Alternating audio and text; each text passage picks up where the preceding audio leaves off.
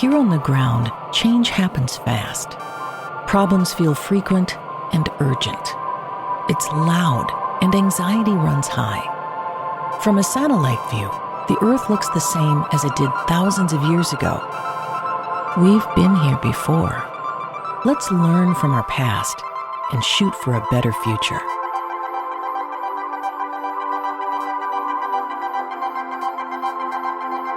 Hello and welcome to this week's episode of A Satellite View. I'm Todd Mikkelson, your host, speaking at you from Sunday, March 30th, 2025, in the space and time continuum.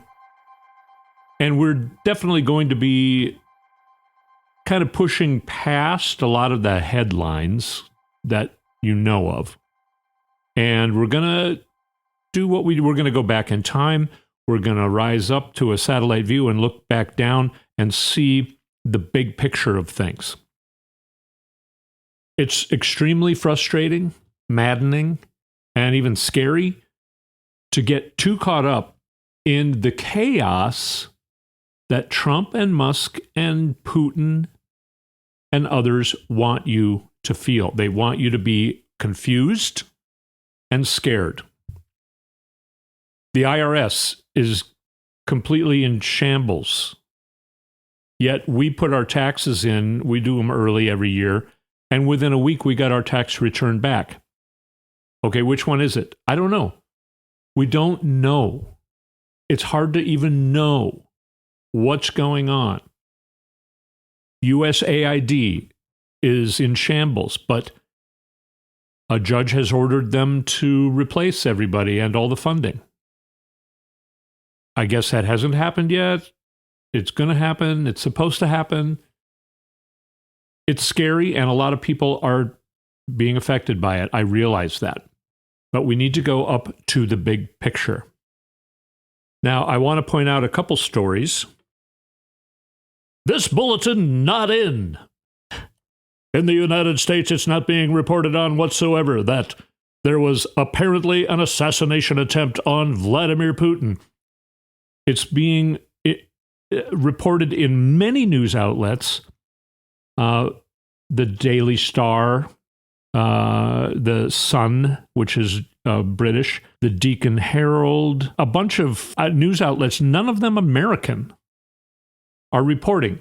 Now, there is video of a limousine that is one of Putin's limousines. He wasn't in it. I don't even know if he was near it, but a $300,000 limousine, he's got a bunch of them that make up his motorcade, whatever. It blew up on a busy street. People were in restaurants. There's video, there's photos, there's witnesses. The car is damaged on both the front and back. Apparently a fire started under the hood, and then the car blew up. But it's being very tight. You can't find a lot of information about it in the United States. You got to go elsewhere. Some places are trying to say, was it an assassination attempt, or this is a false rumor? But there's clearly a lot of evidence that it is a Vladimir Putin limousine. It's like a block from their intelligence building. This bulletin not in. Big explosions in Russia. Let me find this. Okay, this is from Anka Daily News, and there's video. If you're watching this, so the podcast comes out on Sunday nights. I disseminate it to a bunch of people on Monday late afternoon. Then later on Monday night, we release the full video on our YouTube channel. If you go to YouTube and put in A Satellite View podcast, you can find it, and you'll see me playing this clip. There's a lot of video behind it of this fire and explosions that happened in a major oil depot, they call it, a major oil depot. It's a big part of the infrastructure of Russia and the energy that they need to use in order to do a war and their economy. It's the second attack in so many days. And it's a pretty big deal. And it's not reported in the United States. I'm going to play you this clip. The warehouse is said to have contained 100,000 tons of fuel, one of the most important factors that added to the destructiveness of the explosion. Russian media claim that Ukrainian drones were behind the attack, while the Kremlin remains silent. What is striking, however, is that this attack took place at a time when the US, Russia and Ukraine were working on the technical details of a ceasefire on energy infrastructures. It seems this attack not only set fire to a fuel depot, but also to a possible diplomatic settlement process. Who was behind the scenes of the attack? Could this drone attack on the oil depot have been part of a larger plan and not just an ordinary sabotage attempt? Sources close to Russian military intelligence suggest that Western special military forces supporting Ukraine may have been behind the attack. On the other hand, the Kyiv government has not claimed any responsibility for this attack. However, Ukraine has previously carried out attacks on fuel depots deep inside Russia. Such attacks are considered a critical strategy to hit the logistics lines of the Russian army and weaken its combat capacity. All right, you heard there a few things. First of all, sabotage. Apparently, there's a lot of sabotage going on conducted by Russian citizens or Russian military. I don't know. Somebody inside Russia. They have a lot of sabotage attacks. Russian media is claiming this was an attack by Ukraine. Again, everything's unclear. But why do we not get reported here in the United States when these things happen, where Russia's getting their ass kicked, apparently, in this war? And people are trying to kill Vladimir Putin. One thing I forgot to mention in the assassination of Vladimir Putin, before he did put a wreath at their unknown soldier place they have there in Russia, they had a bunch of military guys there lined up, supposedly the guard, right? But a federal security team for Vladimir Putin did an individual body search of each soldier. There's video of that. You can find it. It's not that hard to find, but it's not being reported on in the United States.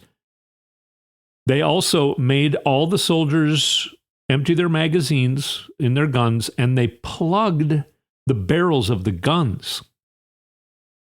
This is how nervous they are that somebody in Russia wants to assassinate Vladimir Putin. Now, he's always been known to be paranoid, but, so we're going to put a pin in that Vladimir Putin, people are seemingly trying to assassinate him. He's also there are reports of him not being in good health. And Russia itself is falling apart. Again, hard to find that in the United States news, but easy to find it elsewhere. Their economy is decimated. They're in really bad shape. The people are against Vladimir Putin. They do not want Russia to be at war with Ukraine. And Ukraine seems to be doing well. And like you heard in this report, there are people in Russia who think that this is a Western alliance attack. And we're hearing about the Western alliance.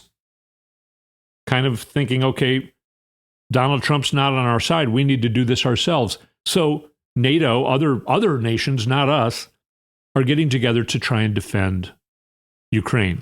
So let's keep that all in mind, that Russia and Vladimir Putin are on extremely shaky grounds, yet the title of this video and podcast episode is, they're all Russian asshats. Let's go back in time to 2018, the 4th of July, the Independence Day of the United States. A group of Republican senators visited Moscow to deliver a warning to Russian President Vladimir Putin not to meddle in midterm elections. Well, why were they afraid of that? Okay, so I'm going to read you part of an interview that Mary Louise Kelly, a host on an NPR show, was interviewing a Representative Jerry Moran. It's Moran. I'm going to pronounce it Moran. Jerry Moran. Probably Moran, but it's like, you know, those cartoons where it's like, what a maroon.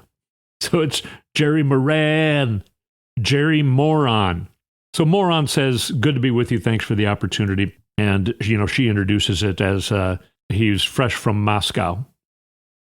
This happened, I think, on the 6th of July. Vladimir Putin made these guys go to Moscow for the 4th of July. They say they went there to give him a harsh warning. Okay, let's go into this. Kelly, the interviewer, I want to ask about this trip to Russia and the central reason for it. I gather which was discussing Russian meddling in U.S. elections. I wonder, what was your exact message on this? Moron. Well, the conversations had a number of topics, but clearly the issue of meddling in U.S. elections was front and center. The point of the visit was to indicate a willingness to begin dialogue. I think the interest in many of us, particularly as a Republican delegation, my view is that for Russians to hear that Republicans from the United States Senate believe that meddling occurred, that it needs to stop. And that's a component criteria before blah, blah, blah. He goes on with some moronic stuff. But that pretty much sums up the fact that, first of all, no Democrats went to Moscow for the 4th of July weekend. I think there were 8 Republican elected officials, 8 Republican Congress people. I think they were all men. Not sure. I think they were all men. Went to Moscow for the 4th of July weekend in 2018, just a little more than a year after the Trump regime first time in office. Now, he says here that Russian meddling in our election occurred. What have you been hearing Republicans say? So this is going back in time to July 6th, 2018. All you've heard is that, you know, the Russian hoax is what you hear these guys say now. The Russian hoax. Okay. Well, in 2018, you went to Moscow because Russia invaded our election, right? Right? Now, let's go back in time to 2016, when Hillary Clinton called Tulsi Gabbard a Russian asset. Now, I'll call Tulsi Gabbard a Russian asset because she's a lot smarter than these other asshats. All right? A moron that we just, he's an asshat. She's an asset. She's a lot smarter. Let's go back to the summer of 2015. 3 Syrian girls who had narrowly survived an airstrike some weeks earlier stood before Tulsi Gabbard with horrific burns all over their bodies.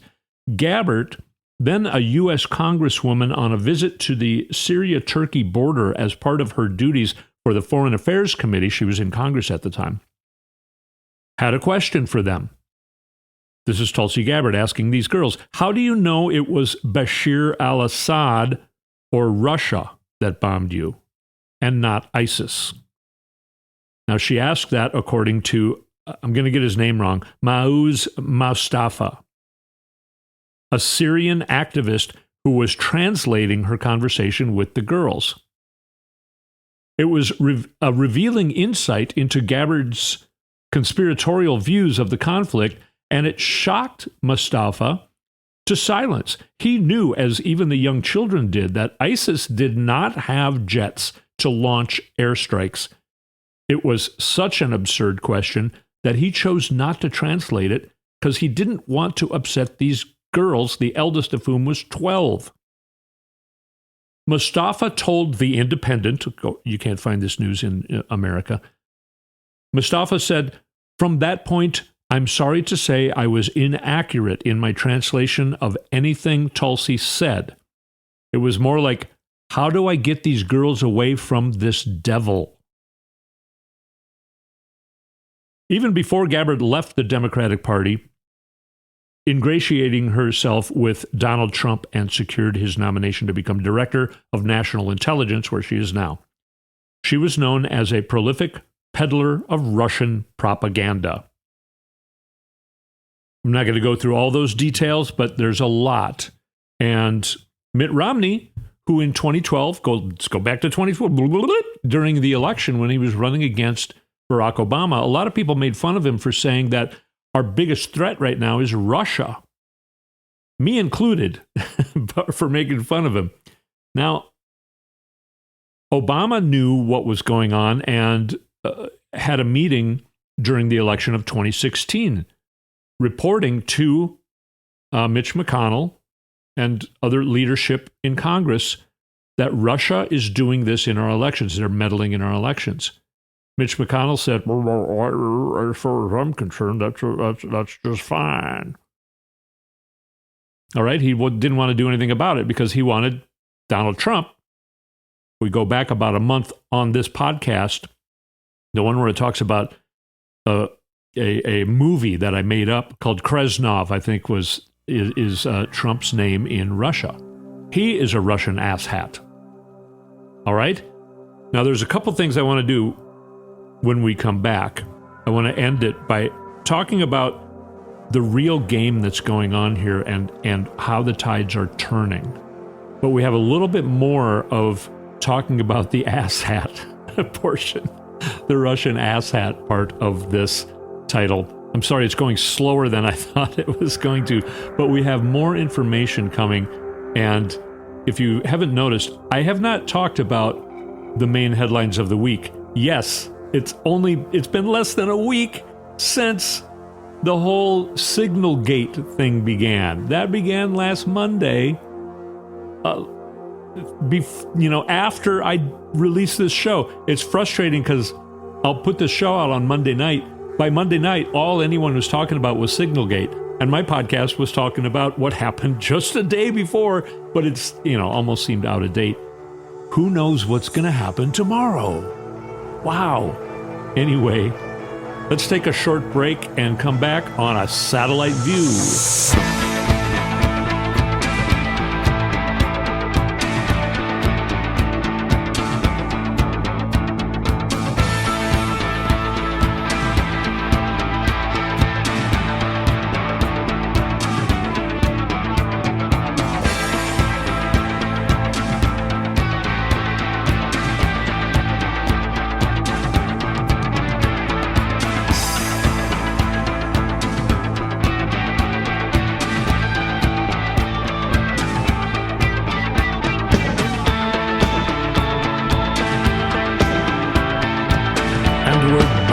Satellite view. If you like the music you're hearing on this show, go to toddmikkelson.com, push the music link, and you can find this and other music that I've written over the years. Also, go to my Instagram, at Todd Mikkelson. I need followers. Follow me on Instagram and also on YouTube, our YouTube channel. If you go to YouTube and just put in a Satellite View podcast, you'll find our YouTube channel. You can find these shows now in their entirety on video, and you can see all the clips that I'm talking about. And I'm going to show a graphic here as well. But you're not going to see that if you're listening to the podcast. But thank you for listening to the podcast. I realize that's a convenient and easy way to listen in your car or wherever. But if you're interested in digging in further, go find the entire thing visually on YouTube. Let's get back to what we're talking about. I want to finish this Russian asshat thing. Now, I'll go back in time. I can't remember when I started talking about this, but I had a theory that many years ago, I think it was still during the first Trump administration, because for one thing, Mitt Romney did not run in 2016. He ran in 2018. So he wasn't part of the 2016 blackmail. I always thought Trump was blackmailing everybody. Why does Lindsey Graham, he hates Donald Trump, and he turned, all these guys, everybody hates Donald Trump. But they all, use part of his anatomy as a popsicle now on TV all the time. I'm like, what does he have on them? Seems like he's blackmailing them. And my theory always was, he pulls them one by one into the Oval Office. Illegal Russian money was laundered through your campaign in 2016. So you're going to do what I say. You're not going to go against me. Now, I think I had that right, but it's not him. He's being blackmailed by Putin. Now, we've all known that for a long time, too. Again, go back about a month or so on this podcast, and I'll go through the history of Donald Trump in Russia, starting with them putting his first wife in front of him in the late 1970s. And she worked for Russian intelligence on and off. She was also a model. All right. She brings Trump by 1987 to Russia. They capture him and they basically make him an asshat. What do they call it? I can't remember a useful idiot. Because they had stuff on him, because he spent 10 years with his wife by then. He wasn't faithful in his marriage to her. Okay, I don't want to go in too many. Go back and listen to that podcast and you'll get that whole thing in detail. The history of Donald Trump in Russia. So now Donald Trump, they put him all the way up into the White House, and now he's blackmailing everybody else. So all these people, that's why I went back into 2018 and talked about those guys who went to Moscow over the 4th of July weekend, really? To let Vladimir Putin have it. Right. They're all being blackmailed by Russia. Tulsi Gabbard, I don't know even if she's being blackmailed or if she's like willingly working for them. She seems to be the smartest of the lot. The committee hearings after this Signalgate thing was amazing to watch. Of course, I watched them both in their entirety, hours long. I had them on in the background. I was doing work at my business. I didn't just sit there and watch. I'm not that unhealthily obsessed. But these people were lying. Tulsi Gabbard is so good at it. But, God damn it, what's his name? Radcliffe, the head of the CIA, he's no good at it. He's an idiot. Tulsi Gabbard, not an idiot. Radcliffe, I think his name is John Radcliffe, total idiot. He perjured himself numerous times, and you could tell that he wanted to throw up after he got grilled. He was like, oh, God, I blew that. And my prediction is he'll resign, try and resign. I think some people are trying to resign, and they're being told, you can't resign. You're in this for the duration. Now, Pete Hegseth, a big focus of this whole Signalgate thing, as you know. So I'm not going to go into detail about the whole Signalgate thing, assuming you know that story. Now, there's a guy, Pekka Kalaniemi. I'm not getting his name right, and it's a long name, so it doesn't matter what his name is. I'm going to call him Pekka, because that's his first name. He's somebody who the International Center for Defense and Security in Estonia credits as an expert on social media and disinformation. He posted this on X, which is Twitter. And it was in response to Der Spiegel, a report in Germany. Der Spiegel is the biggest German newspaper, and German intelligence has been looking into a lot of things. Okay, I'll read you Pekka's X post. Interesting article about how the Trump administration's security advisors' mobile numbers, emails, and passwords can be found in commercial databases and publicly available leaks. He then added, my question is, why does Pete Hegseth have a Russian email address? And then he posted this screenshot that I'm showing you on video, but I'll describe it to you if you're listening to the podcast. It is an email, phegseth@mail.ru. Mail.ru is Russia. RU is for Russia. In another ex-user's post, They remarked that upon attempting to initiate a recovery of the account, it displayed a partially obscured phone number that was Hegseth's phone number. The +7 Russian country calling code and ending in 83, they said. The email is linked to a Russian phone number. They also added that the data breach search engine, the email address displayed the same password as Hegseth at alumni.princeton.edu. Hegseth graduated from Princeton University in 2003. That's a surprise. And at alumni.princeton.edu is an authentic email suffix for the institution. One user noted the purported password matched some publicly available information pertaining to the initials and birth year for Hegseth's first wife. So they have the phone number correlates with these other things, passwords of this and other of his email addresses correlate with his first wife's birthday and initials. That's who he would have been with back in pre-2003. I don't know how many wives he's up to now. So, Russian phone number, Russian email under Pete Hegseth. Are all these people working for Russia? The whole Signalgate thing, a lot of people think, and I think it's going to be proven, that it was purposeful because they want Russia to know what's going on. One of the guys on the Signalgate thing, using his own phone, was in Moscow.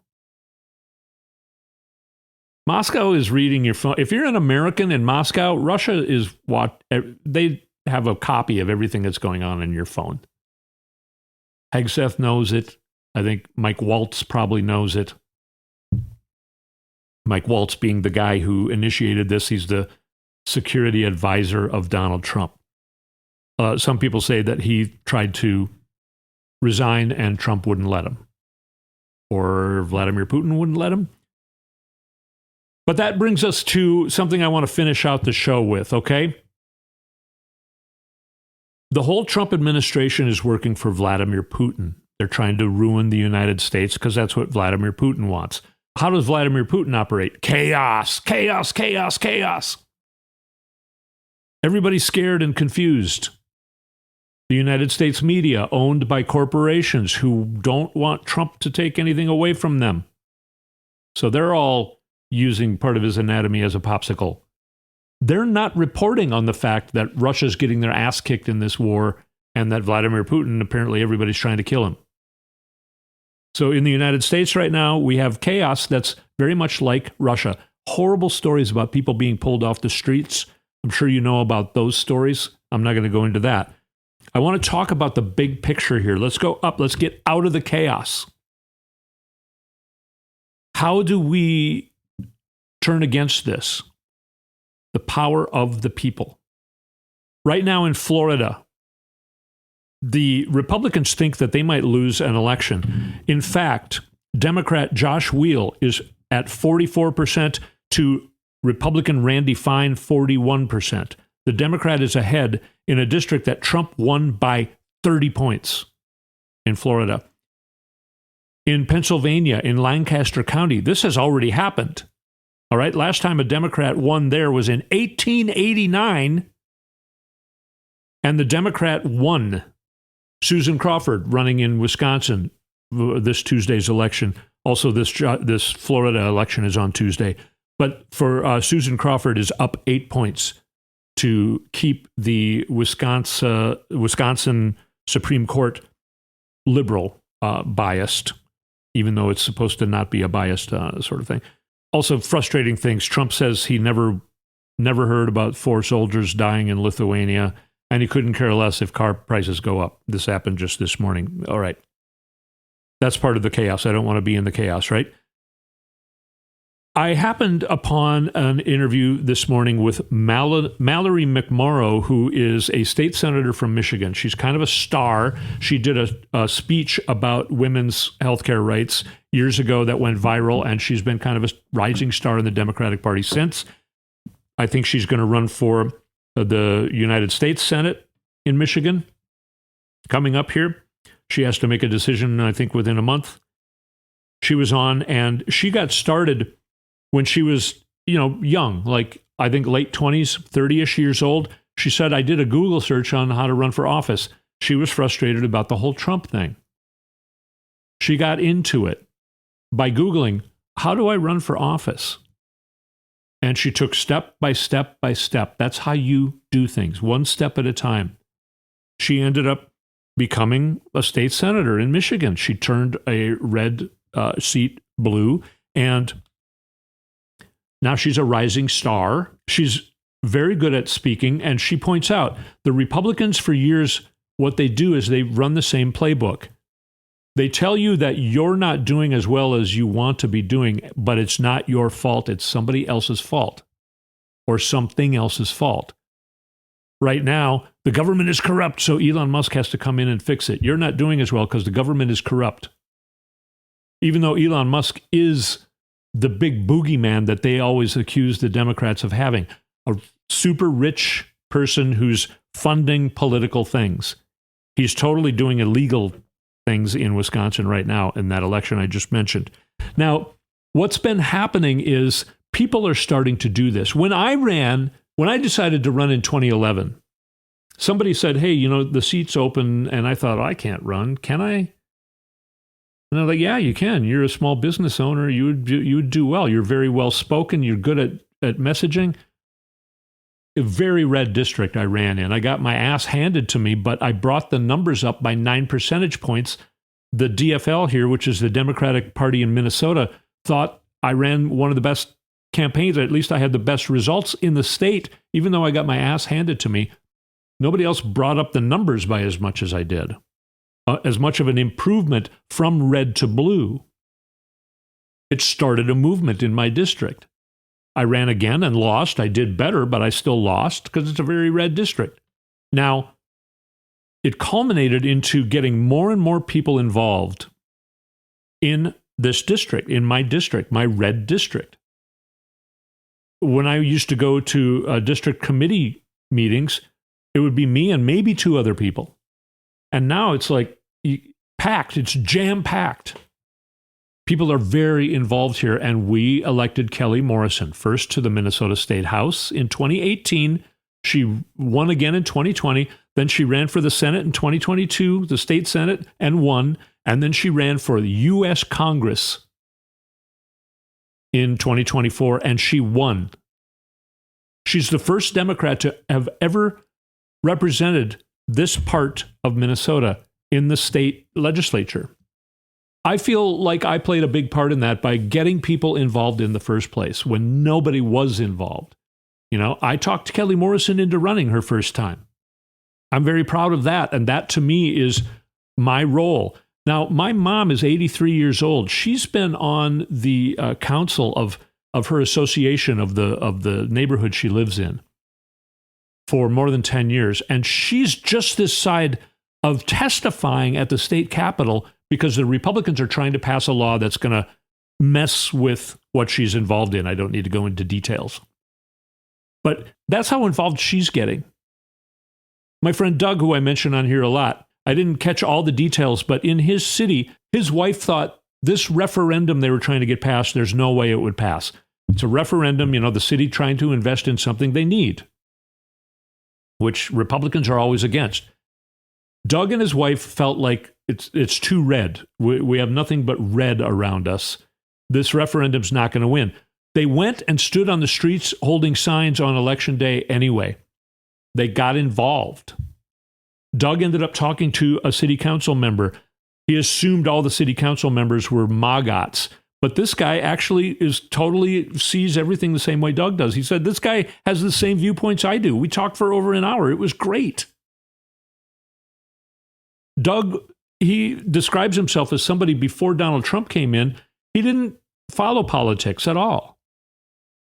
He was more of a normal person and less of an unhealthily obsessed person like me.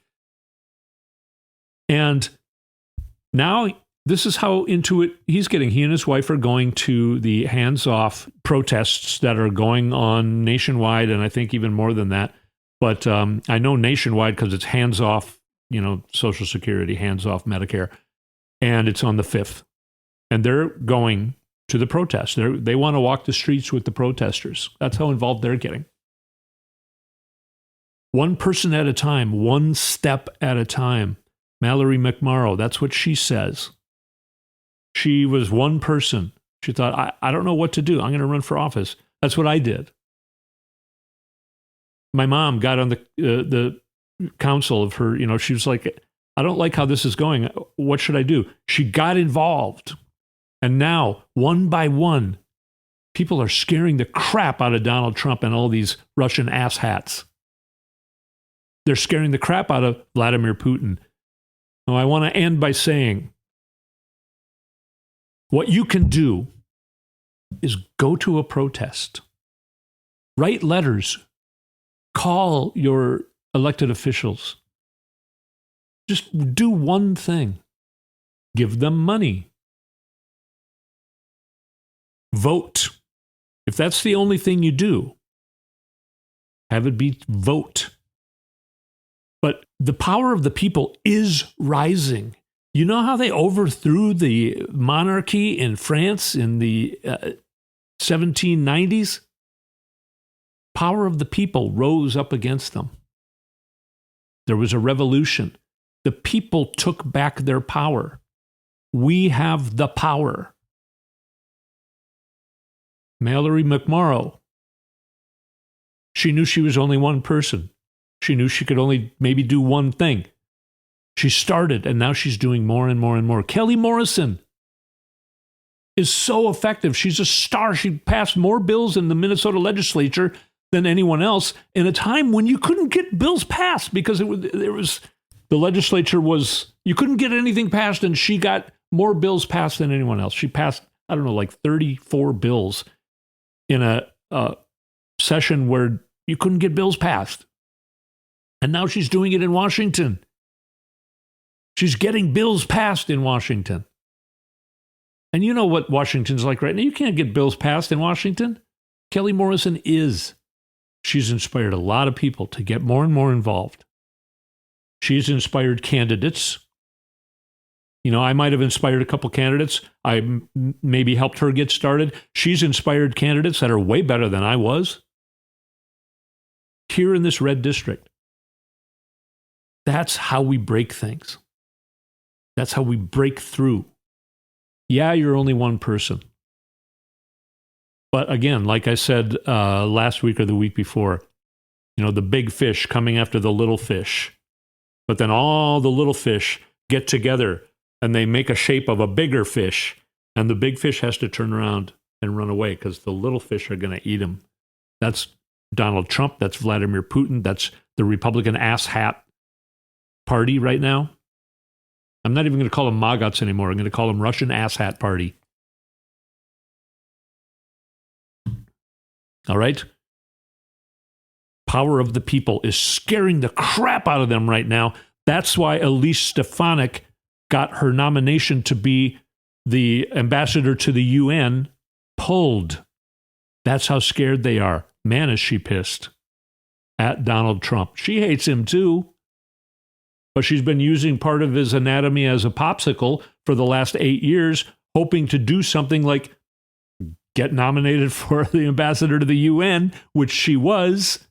And then he pulled her nomination because he wants her to stay in her seat. And if she runs in 2026, she might lose. I think a lot of Republicans are going to lose in 2020.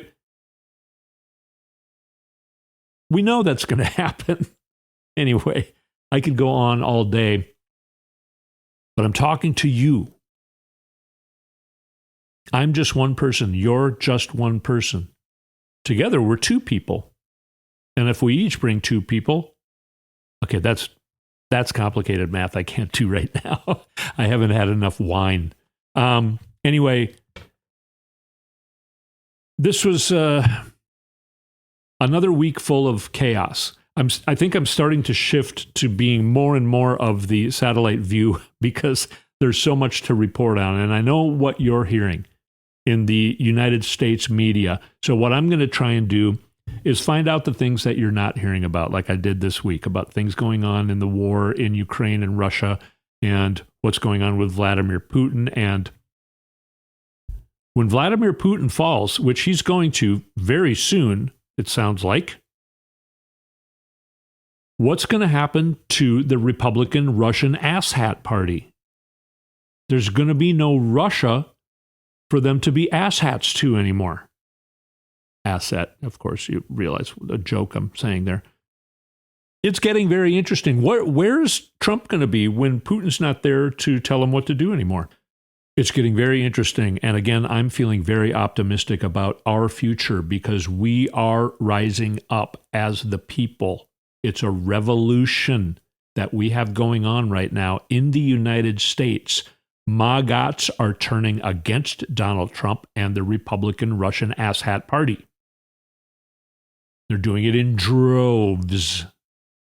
And it's scaring the crap out of the dark powers of the world. Europe's already figuring it out. Mexico already has their Kamala Harris. We're going to get ours. Somehow or another, we're going to get ours. And right now, we're working on it. We've started a revolution. You and me. By being involved. You listening to this. Educating yourself on how to argue against MAGAs, if there are any left that you know. I've gotten rid of any that I would have had in my life, but anyway, again, I'm going on and on and on. Thank you so much for listening to me yammer. You've been listening to A Satellite View, and I'm so grateful for you spending the time to do so. We will speak at you next week.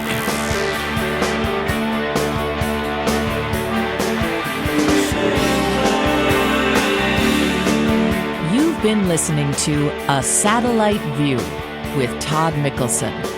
Go to toddmikkelson.com for links and more information.